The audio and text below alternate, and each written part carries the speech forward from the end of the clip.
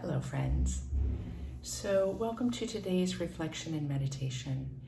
And the topic is the force of Ahimsa. You might wonder where we're going to go with that reflection. So, in Gandhi's works, he has a very foundational belief and philosophy that is coined with the word Ahimsa. And it's a pretty nuanced and complex word, but easily translated, it is nonviolence. And that nonviolence can also, in the Sanskrit, be translated as many other words, such as truth and compassion.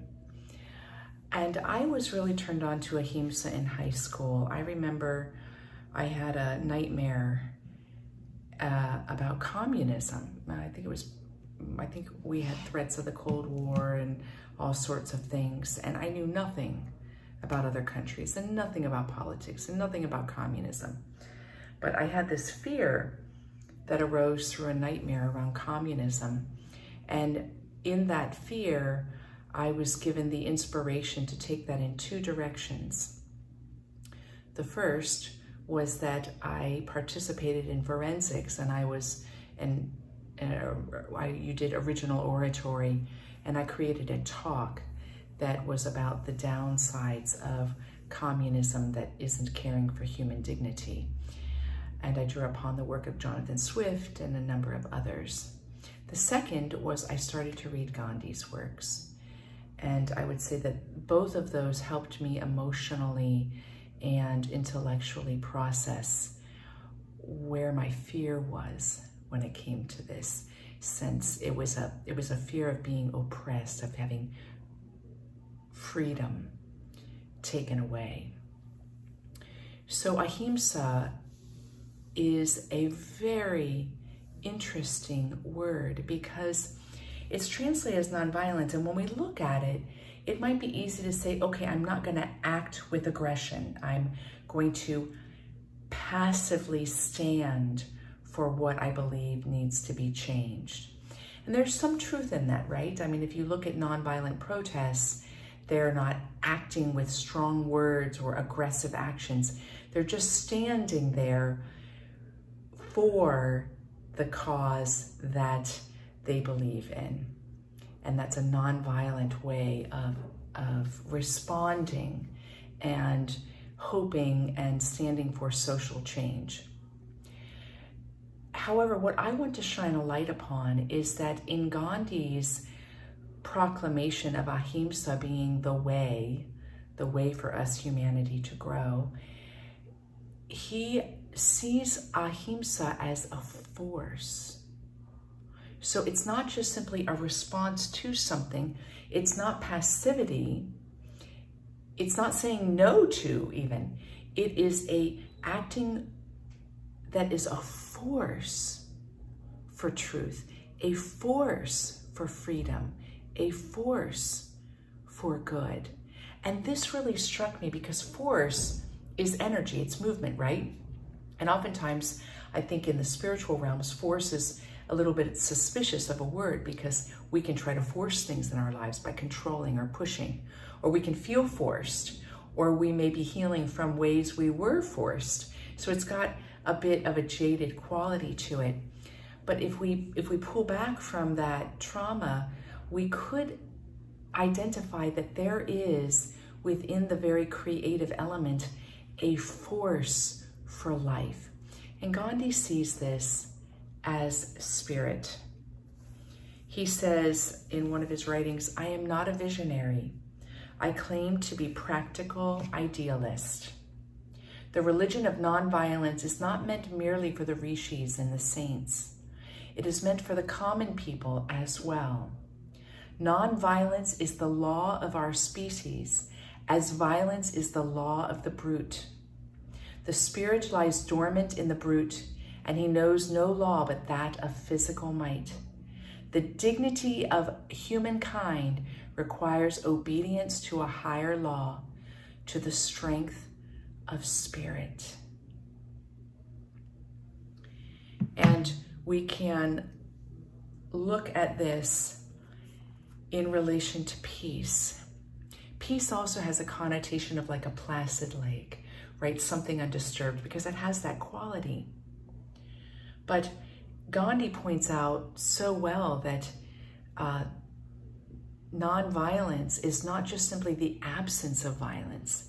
Peace is not simply the absence of war. These things are not just simply the absence of the brute that comes from our primal nature.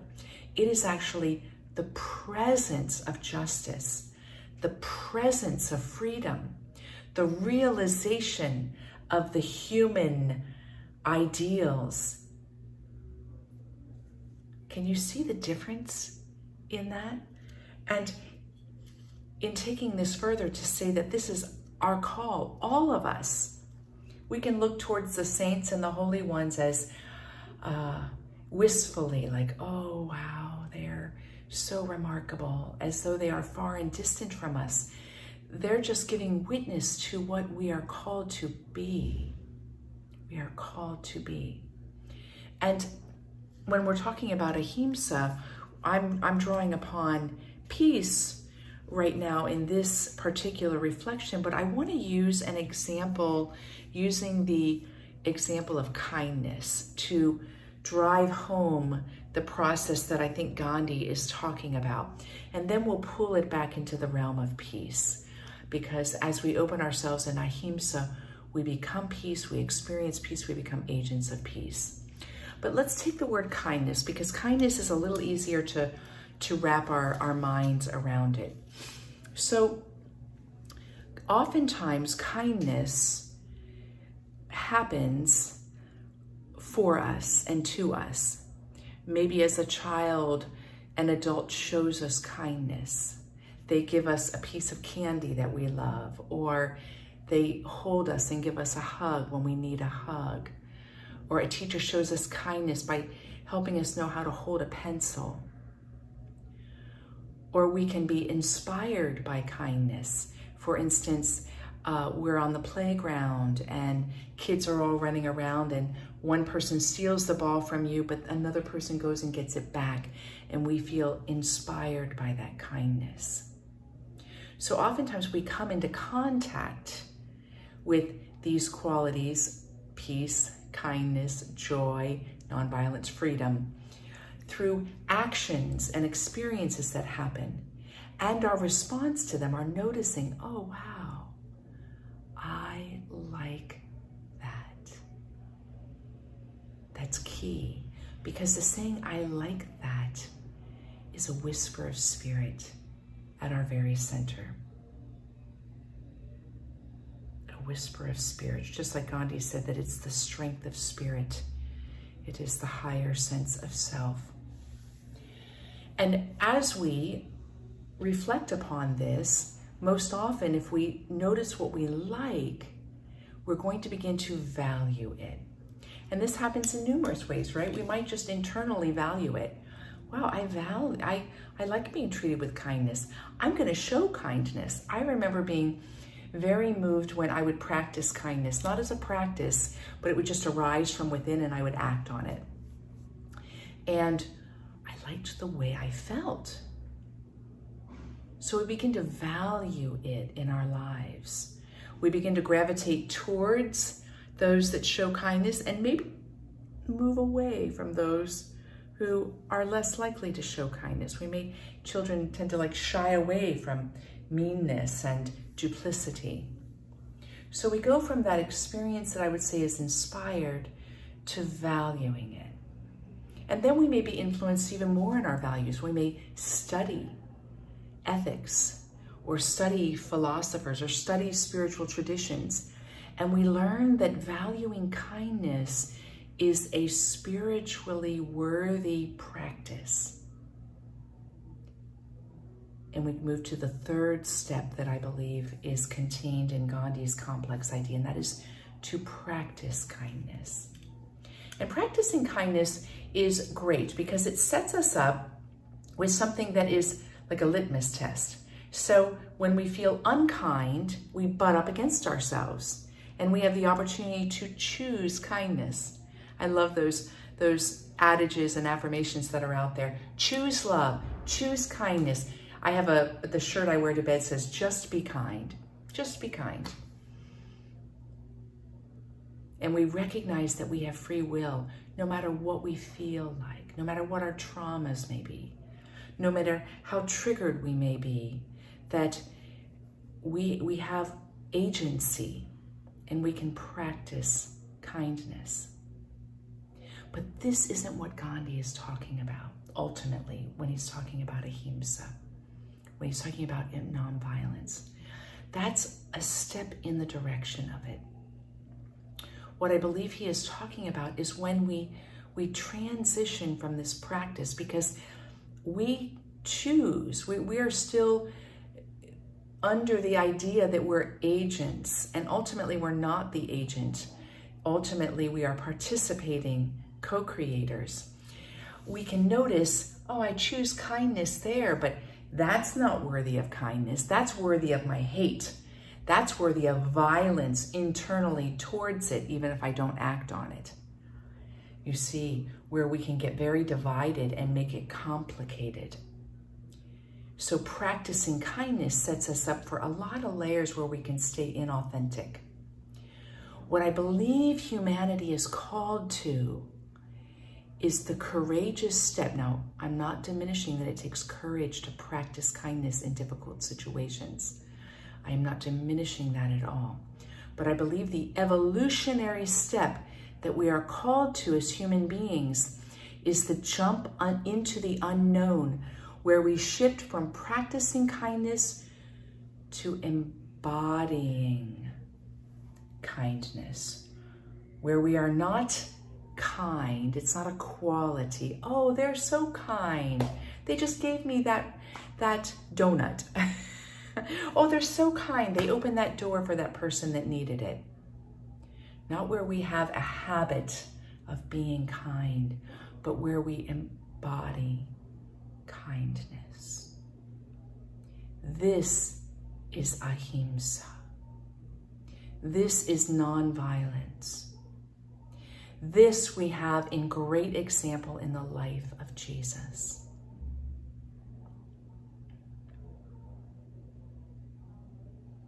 You can take the interpretations that are written down about his life in many different directions. And I'm not going to give a historical critical analysis as a theologian upon those. But I want to shine a light on his Last Supper discourses in the Gospel of John, chapter 14 through 17. There's a powerful phrase that he points to that's ahimsa before he ends up being crucified. This is like a love letter to humanity. It's his love letter to you, to you.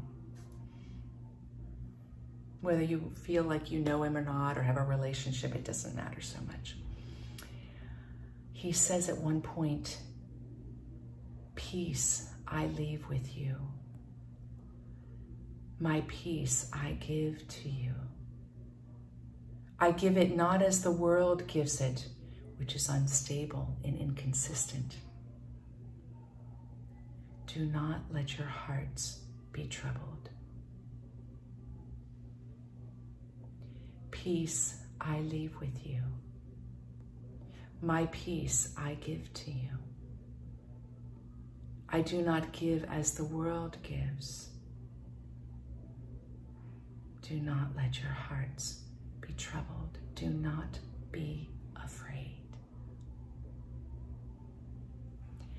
Now, what power is there, right? That's audacious, but that's what we're called to be able to say in our lives. Indiscriminately, when we are the embodiment of ahimsa, we do not say, "Peace I leave to you," but harsh judgment and cutting you off I leave to you. If we're not there yet, it's okay. But the call is there for you and me to be that force. And just like Star Wars says so great, the force is within you. to be that force. Gandhi lived that, and he let it be his school of truth, didn't he? Because we see many times when he shifts in his life, because why? He was holding to his beliefs and letting his belief reveal to him what it meant to be the embodiment of Ahimsa.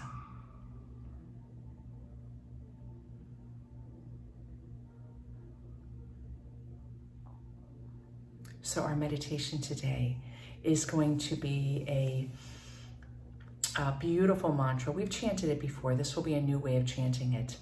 Loka samasta sukhino bhavantu.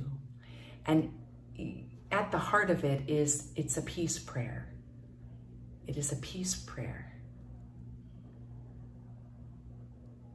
It's just like, make me a channel of your peace, the St. Francis prayer. Or the chanting of the Last Supper discourse. Peace I leave with you, my friends. Shalom, my peace in all you do. Peace I leave with you, my friends. I give to you so you can give to others too. That is at the heart of this mantra. So even if this mantra is taken from a tradition you're not familiar with, it's essentially the same prayer. It's just put into a structure that's easy to chant as repetition. So I will be using a mala. Oops. I'll be using a mala, and we'll do 108.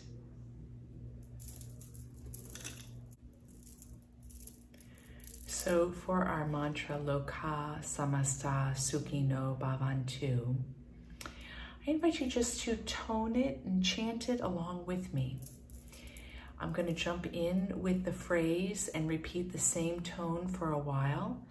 And then at a certain point, I'll go into an ah or an om, and I invite you just to continue chanting the mantra. Then we'll pause just to allow the silence to expand us in the mantra. And then I'll begin again with a slight variant on the tone or on the melody, if you will. And this mantra is considered the mantra for peace, but in it, in its literal translation, it's a wish that all creation and all beings everywhere know happiness and freedom. And it's also committing ourselves that our thoughts, our words, and our actions may contribute to this peace for all creation. So it's got a twofold meaning to it. It's called the peace mantra, and I love that they group in happiness and freedom as part of the path of peace. Okay, I invite you to close your eyes.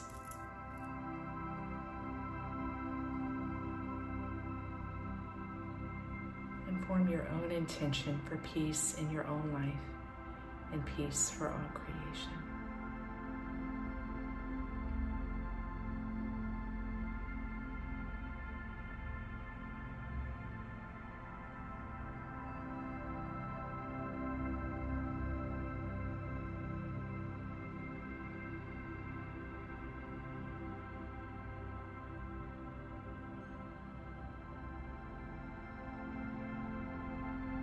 In a breath and exhale. Inviting in a breath. Loka samasta sukhino bhavantu. Loka samasta sukhino bhavantu. Loka samasta sukhino bhavantu. Loka samasta sukhino bhavantu. bhavantu. Loka samasta sukhino bhavantu. Loka samasta sukhino bhavantu. Loka samasta sukhino bhavantu. Loka samasta sukhino bhavantu. Loka samasta sukhino bhavantu. Loka samasta sukhino bhavantu. Loka samasta sukhino bhavantu.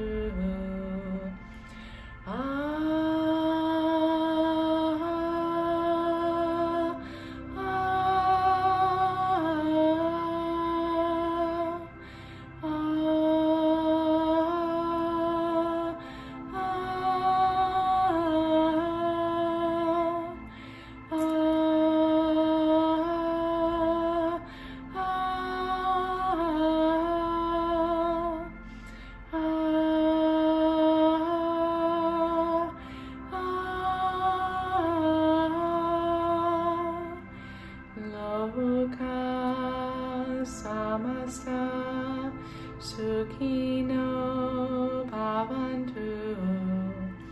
Loka samasta sukhino bhavantu. Loka samasta sukhino bhavantu. Loka samasta sukhino bhavantu. Loka samasta sukhino bhavantu. Loka samasta sukhino bhavantu. Loka samasta sukhino bhavantu. Loka samasta sukhino bhavantu. Loka samasta sukhino bhavantu. Loka samasta sukhino bhavantu.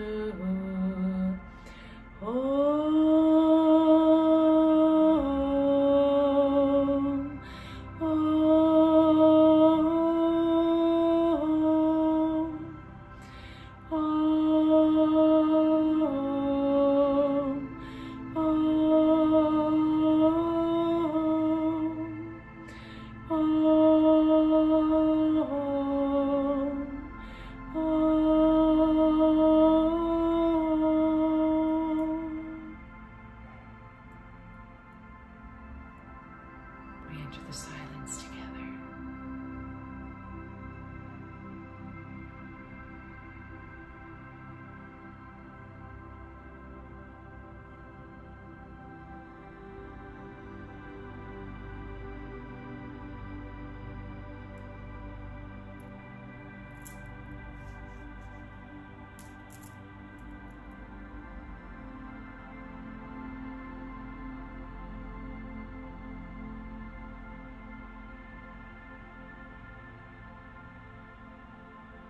Getting another round, inviting in a breath. Loka samasta sukhino bhavantu. Loka samasta sukhino bhavantu. Loka samasta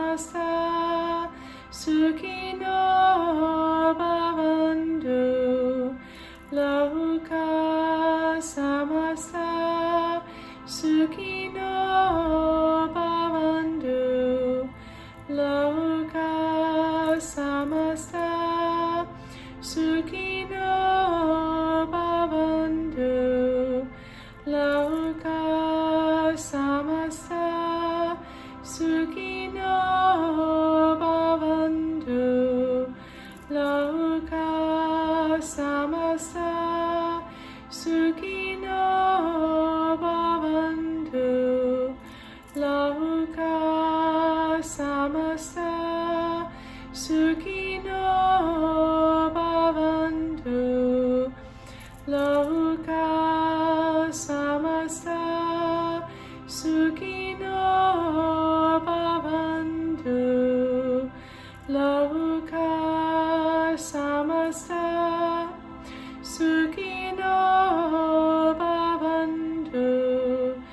loka samasta Sukhino bhavantu loka samasta Sukhino bhavantu loka samasta Sukhino bhavantu loka samasta Sukhino bhavantu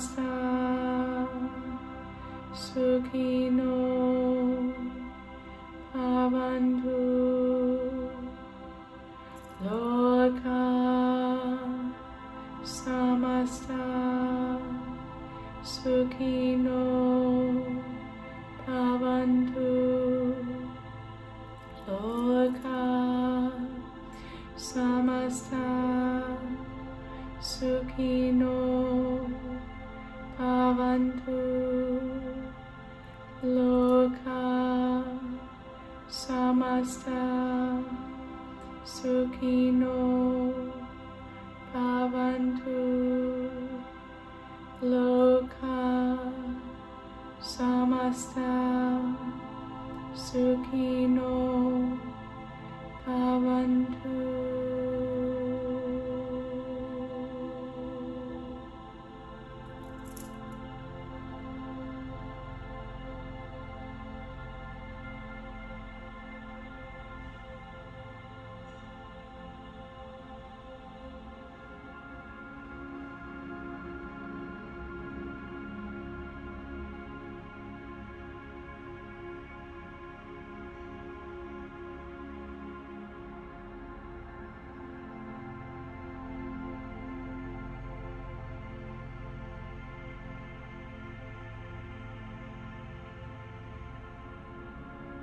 Inviting in a breath. Loka samasta Sukhino bhavantu loka samasta Sukhino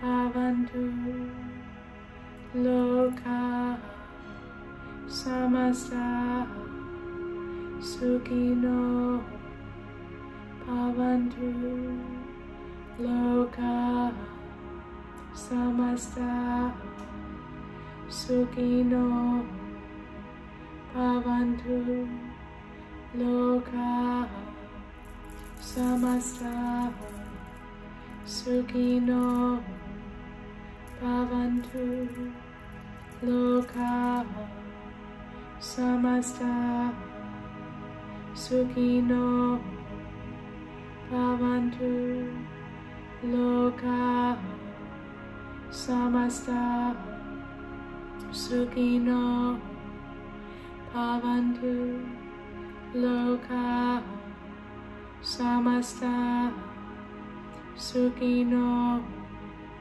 bhavantu loka samasta Sukhino bhavantu loka samasta Sukhino bhavantu loka samasta Sukhino bhavantu loka samasta sukhino bhavantu, loka samasta sukhino bhavantu, loka samasta sukhino bhavantu, loka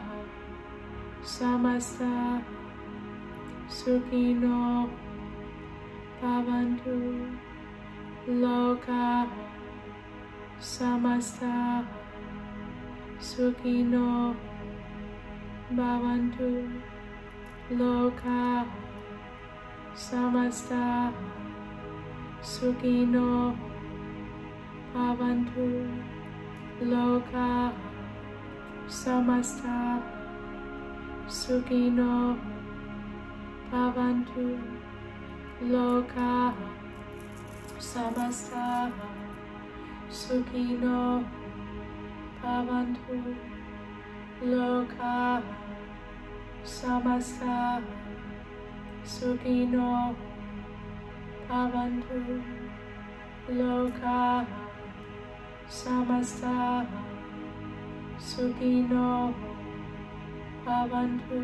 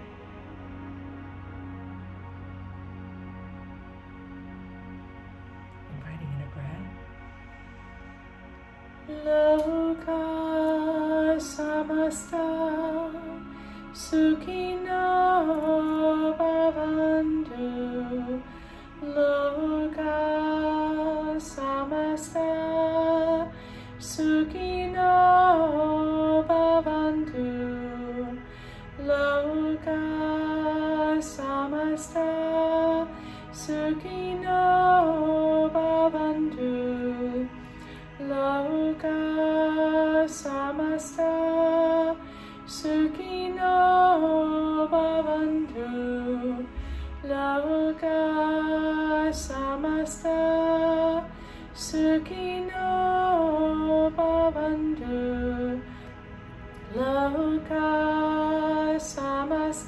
samasta sukhino bhavantu, loka samasta sukhino bhavantu,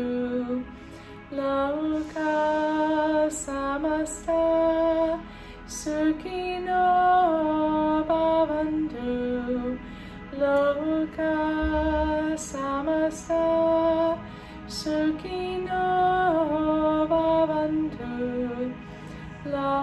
loka samasta sukhino bhavantu, loka samasta sukhino bhavantu, loka samasta sukhino bhavantu, loka samasta sukhino bhavantu.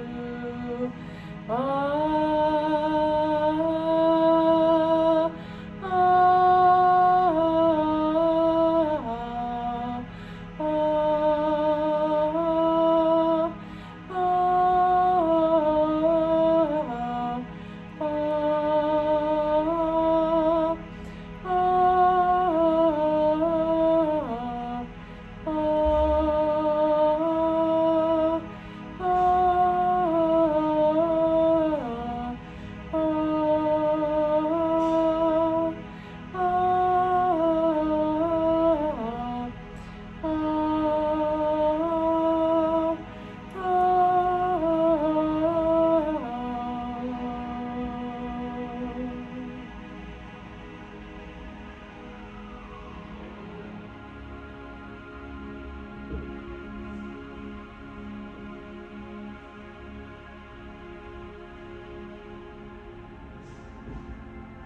Inviting in a breath.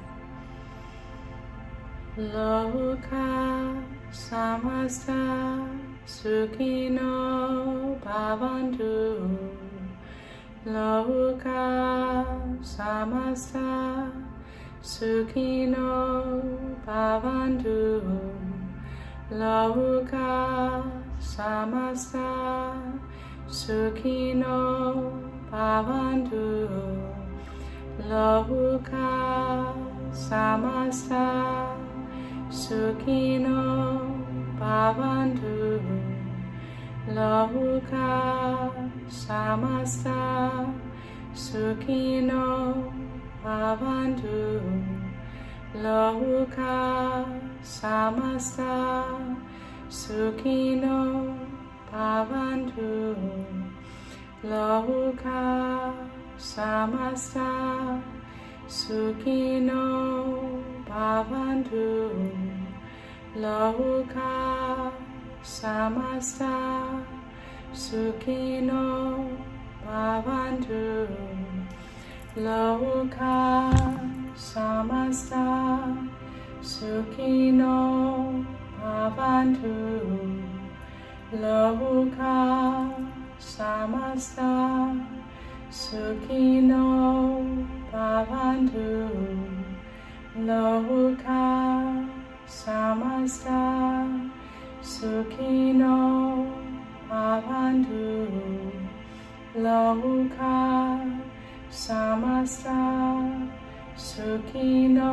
samasta sukhino bhavantu. Loka samasta sukhino bhavantu.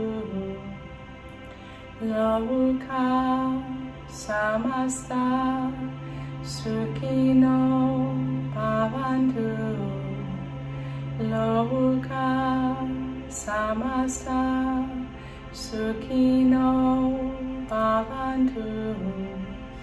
Loka samasta sukhino bhavantu.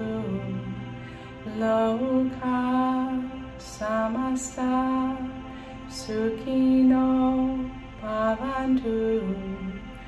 Loka samasta sukhino bhavantu.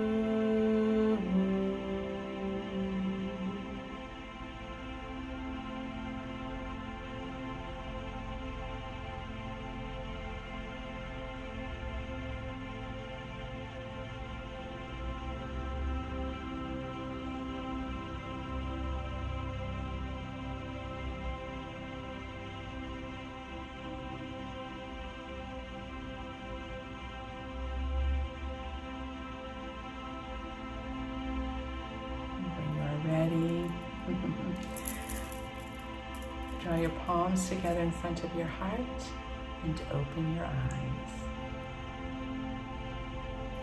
May you live Ahimsa today.